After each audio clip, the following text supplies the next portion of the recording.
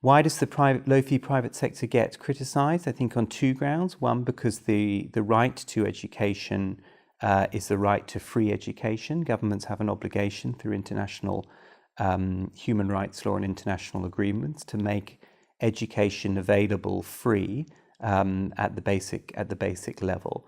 That does not mean that the private schools are not allowed to exist, nor that public subsidy can't be used to help private schools operate and reach poorer populations. But there is a state obligation to work with fee-free primary education. So I think sometimes there's a misinterpretation of human rights law and international agreements, which takes a position that says public is good and private is bad. And that's not the case. And as I said, from a very pragmatic point of view, we think there are increasingly examples of where governments can work with the private sector in a way that's equitable, and a way that can be a more efficient use of public resource potentially.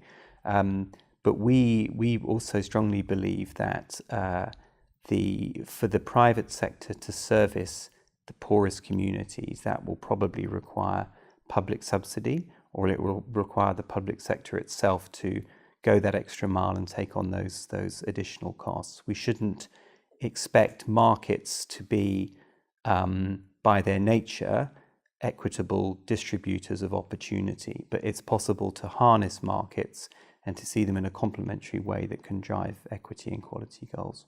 Sometimes working with the private sector is interpreted as a choice not to work with the public sector. We don't see it as a binary proposition of one or the other.